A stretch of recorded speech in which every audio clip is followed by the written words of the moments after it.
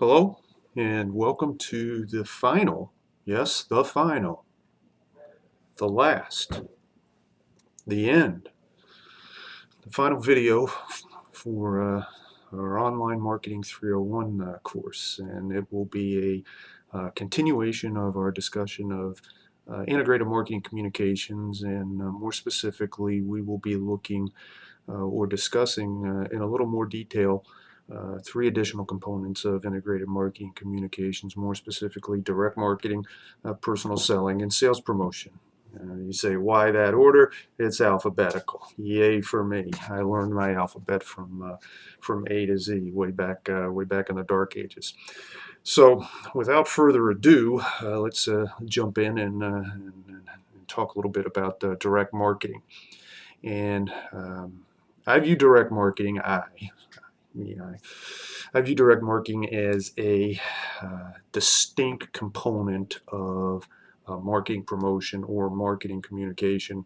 That's not a universal viewpoint, okay, to be quite honest. And um, it's a relatively, if you view it as a separate component of marketing promotion or marketing communication, it's a relatively new component. I learned about direct marketing very, very, very, very, very briefly when I took my Principles of Marketing course. And when I first started teaching Principles of Marketing, 30 years ago, you had about maybe this much discussion of direct marketing. So again, I view it as a standalone component of marketing promotion, marketing communication, and because it's relatively new, and because not everybody believes that it is, a separate or standalone component, there's not a uniform definition of direct marketing, and that's one of the challenges associated with direct marketing. So again, I have my handy dandy reading glasses, and I have my handy dandy cheat sheet, and I'm going to be relying pretty extensively on my cheat sheet because there's a lot of stuff that we need to cover, and I want to make sure that I'm not that I'm not misspeaking while I cover it. So let me read a definition of direct marketing, and a definition is. It refers to activities by which sellers direct efforts to a target audience using one or more media to solicit a response by phone, mail, the internet, or personal visit by a prospective customer. So again, direct marketing refers to activities by which sellers direct efforts to a target audience using one or more media to solicit a response by phone, mail, the internet, or a personal visit by a prospective customer. And one of the kind of the differentiating aspects of direct marketing is that there tends to be a narrower focus, a more specific focus of the group or groups of prospective customers that an organization is going after. Um, and what that requires is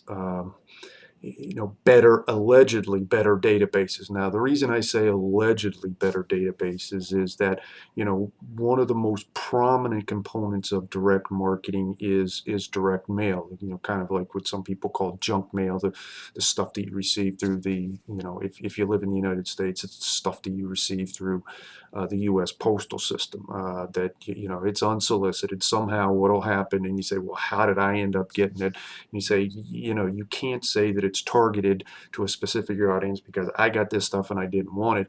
It's targeted in the sense that an organization may by a list of people who live in a particular zip code. So, for example, my wife is an audiologist, and she works for a company. She's now doing retail. She used to work with the Cleveland Clinic. She used to work more in the kind of the medical aspect of hearing aids. Now she's doing more, or audiology. Now she's doing more retail. She's basically pushing people to buy hearing aids. And the company that she works for bought mailing list for several zip codes nearby where their stores are located in Northeast Ohio. And so it's very unfiltered to some extent, but rather than sending, direct mail to everybody in Cuyahoga County, this particular organization targeted, 3 or 4 zip codes around one of their stores and 3 or 4 zip codes around another of their stores. And in that sense, it becomes more targeted. So that's one thing. And then again, as I said, databases are supposed to be, right, really important. One of the problems, however, is that, sometimes organizations don't keep up their databases. And so if you're buying a database, how good is the database that you're buying? So for example, I still get stuff. I was the only child on my dad's side of the family, and as his brother, my uncle, and his sister, my aunt, became older and had more health problems, I took over responsibility for their care. And I don't no big deal. But what ended up happening is because I was doing a lot of stuff for them, a lot of organizations basically thought that my uncle lived with me or my aunt lived with me. And to this day, I mean, my uncle's been dead since 2000, my aunt's been dead since 2004.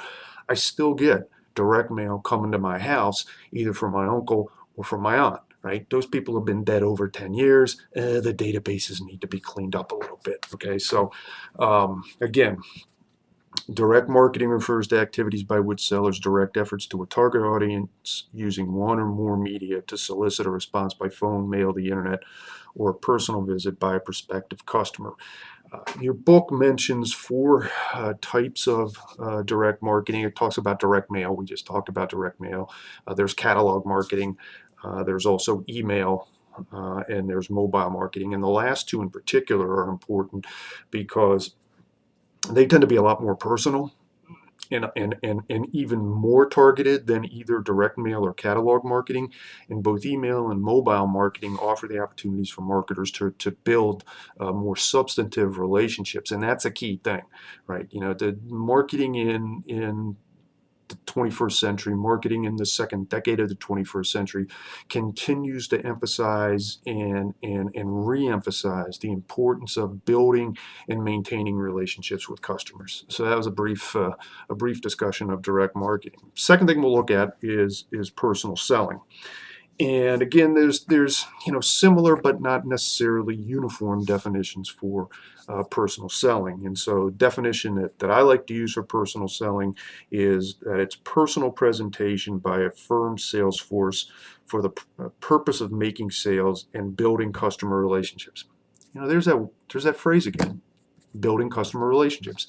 And I can tell you that, God, tell us about when you had principles of marketing in the spring of 1977. When I had principles of marketing in the spring of 1977, yes, we are going to talk about that. See, but I'll be glad when this course is done and I never have to hear about principles of marketing in the spring of 1977. Did they have textbooks then? They did have textbooks then. Yes, absolutely. Couldn't rent them, had to buy them. So personal presentation by a firm sales force for the purpose of making sales and building customer relationships. And when I took my Principles of Marketing course in spring of 1977, the definition pretty much ended after the purpose of making sales. There wasn't anything about building customer relationships. So you can see that even, with personal selling, the relationships come into focus, right? And the importance of both building and maintaining customer relationships. What we're going to do is we could talk a lot about personal selling. Some universities have entire courses on personal selling.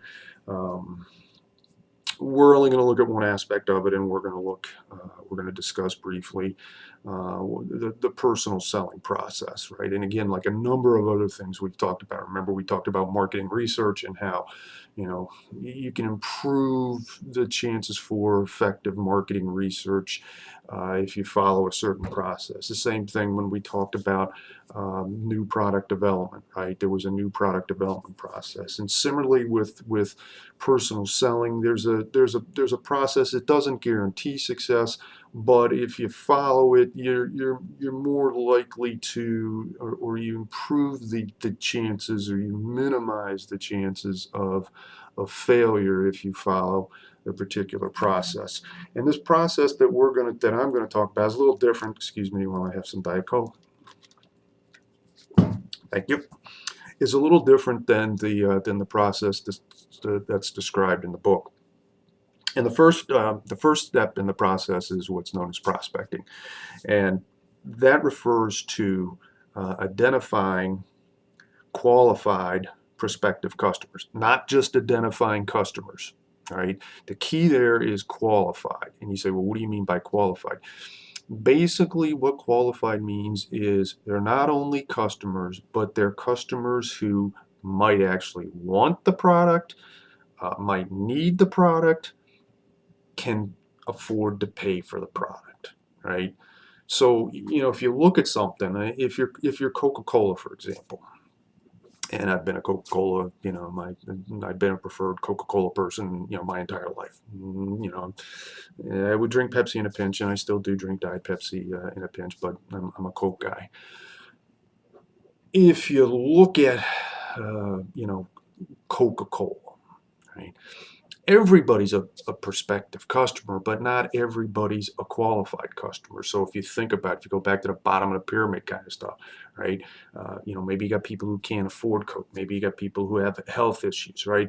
So, when we're talking about a personal selling process, right, and starting with prospecting, right, we want to identify prospective customers, but we want to identify qualified prospective customers because we really want to devote our time and our energy to those uh, people or organizations that are most likely to purchase our product. So first phase is prospecting. And to give you an example how you might not do prospecting, one of my best friends from high school is a guy named Charlie. I've known him since 1968. So if you do the math, it's getting close to 50 years that I've known Charlie. And he used to sell beepers and mobile phones when mobile phones were basically car phones. They were only mobile in the sense they were in an automobile. And sometimes to drum up business, his boss would give him the yellow pages and just say, Charlie, start at the letter A and start working your way through, just calling every one of the businesses in the yellow pages and calling them up and say, hello, my name's Charlie Kazaz. I work for Quick Call Communications in Laurel, Maryland, and I was wondering if you might have Click, right? It didn't tend to be a very effective or efficient method. So first phase is prospecting. Second phase is what's known as second step in the process is the pre-approach, and that's where an organization learns about a prospective customer. And you want to know things about the prospective customer because when you finally meet the prospective customer, sometimes think about this from the perspective of many of you who are going to go out and in a couple of years you're going to get a job, you're going to interview for a number of positions.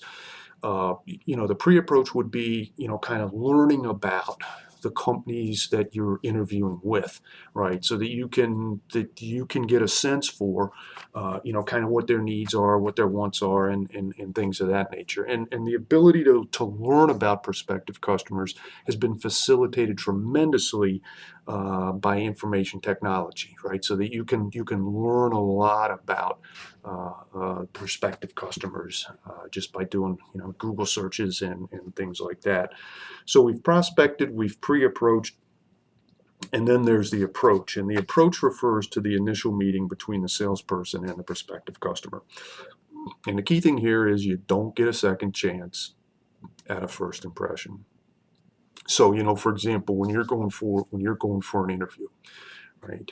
It's really important that you look the part. So if you're interviewing for a number of you are accountancy majors. So if you're interviewing for a position with a Big Four firm or one of the regional accounting firms here in Northeast Ohio, you're going to be dressed. You're probably, if you're a male, you're going to be wearing a suit. If you're a female, you might be wearing a pantsuit. Probably more conservative colors, right? Because you don't want to get disqualified just because the person immediately looks at you and goes, "Oh my God, I don't want to have anything to do, with you." And it's the same thing with personal selling. I mean, the salesperson shows up, and if the salesperson, you just look at the attire of the salesperson, you go, "Oh my God, I wouldn't buy anything from this person." All right. So we've talked about prospecting, we've talked about pre-approach, we've talked about approach, and then there's, if if you're lucky enough, right, if they haven't basically if the prospective customer hasn't kicked you out the door because they didn't like the way you looked or how you sounded or whatever, well, then maybe you get to do the presentation, and the presentation refers to, basically it's an indication of how the salesperson or how the salesperson's organization can solve the customer's issues. You say, no, no, no, no, no, no, no, no, no, no, no, no, no, yes. And there's a key thing. And another thing that differentiates personal selling in the 21st century from personal selling, 30, 25 years ago.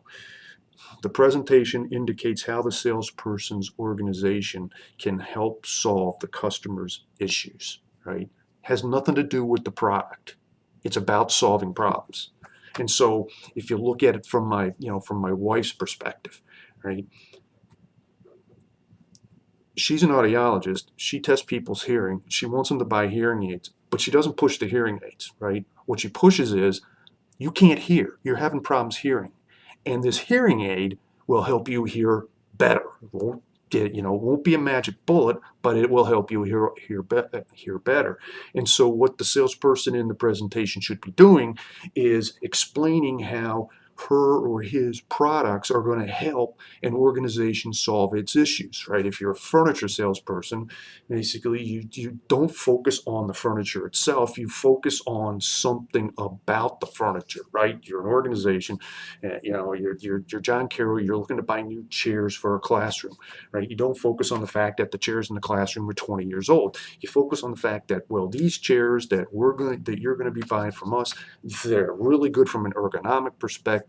They're long lasting, they're comfortable, blah, blah, blah, blah, blah, right? And so you don't just focus on the product, you focus on, people or organizations solving their problems. So if you've been lucky enough to make a presentation, and if you haven't already lost the prospective customer, inevitably there are going to be objections, right? And so here's one of the things, right? My wife's, again, she's convinced the person, yeah, buy hearing aids. You're going to need hearing aids. The hearing aids are going to, help you hear better. Okay, inevitably, I can't afford them, right? And that's a frequent objection that a customer is going to have, right? Whether it's an individual, whether it's a family, whether it's an organization, right? So what do? You go, okay, well, that's too bad. You're lost. No, what you look at is, in handling objections is where the salesperson seeks out, clarifies, and overcomes, kind of issues or objections that prospective customers might have. So, if you can't afford, if you don't have, $1,500 on you right now, guess what? We have a relationship with a particular credit card company that we can get you credit so that you can pay this particular product off, over a period of 12 months. Okay, so now I don't have to come up with $1,500 all at one time. I can now pay this off over a period of 12 months, right? So handling objections. Sometimes what customers will do is they will explicitly, right? Some customers are, some customers will just throw objections up there to see how well the salesperson can handle the objections, because sometimes, depending on the type of presentation, the customer might be going, well, that thing was canned, right? I'm going to throw this person a curveball and see how they respond to the curveball, right? So we've talked about prospecting, we've talked about the pre-approach, we've talked about the approach, we've talked about presentation, we've talked about handling objections. Then the next phase is closing the sale, right? Getting a firm commitment, getting a formal commitment from the buyer. Sign on the dotted line. And how do you convince the buyer to sign on the dotted line? And I think back to one of my former students when I was a doctoral student, and he was interviewing for a position, and the company that he was interviewing with asked him how badly he wanted the job. And a lot of times when people are asked that question, oh man, this is my dream job, I really want this job so badly, oh, I can't tell you how badly I want this job. He looked at the interview and he said, I'll work for you for free for 3 months. And the interviewer looked at him and said, you won't have to. You got the job. So it was an excellent way of kind of closing the sale, right? My former student was, he wanted this job, and he came up with a relatively unique but very effective way of getting commitment from the buyer. You say, hey, we're done. Yes, no, we're not done. Follow. And this is something that's I say relatively new. This is something that I didn't learn when I had my Principles of Marketing course, right? You went through the whole thing: the prospecting, the approach, the pre-approach, the approach, the presentation, the handling and objections, or closing the sale. Stop. No. Follow up. Contact the buyer after the sale. Right? It doesn't end with the sale, particularly the more expensive the sale is. So my wife, for example, somebody buys a hearing aid from her, within 2 days she's calling that person. How you doing? Any problems with the hearing aid? Things of that nature.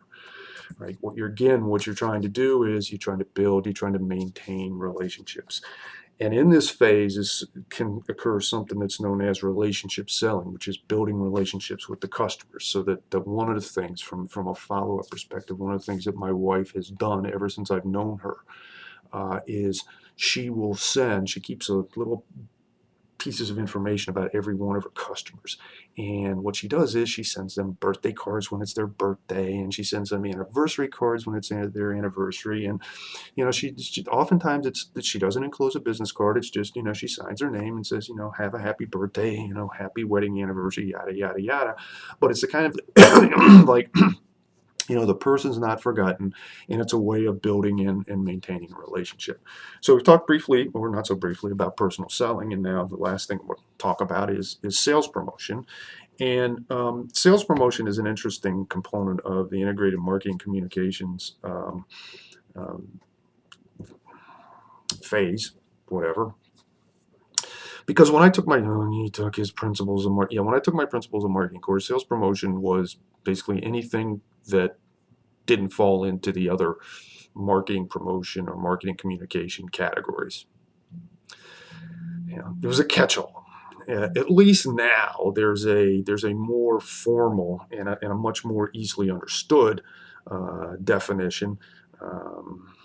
And that is that sales promotion refers to short-term incentives designed to encourage the sale of a product, right? So short-term incentives designed to encourage the sale of a product. And the key there is the short-term orientation, because the point behind sales promotion is that sales promotion is basically saying, trying to get you to buy, and they're not only trying to get you to buy, it's trying to get you to buy now. So very short-term in nature. And what we'll do to conclude this is we'll look at a couple of examples, a couple of types of consumer sales promotion. One is product sampling. It's not the same kind of sampling that we talked about with respect to marketing research. Product sampling refers to the free distribution of a product to facilitate future purchase. So sometimes what will happen is, a new cereal comes out. There might be a little box. You might have gotten those little boxes of cereal. That would be an example of a product sample. And there's a couple of issues associated with product samples, and one is that it can get really expensive, right? First of all, the bigger the size of the sample, the more expensive it's going to be, and second, how do you distribute the sample, right?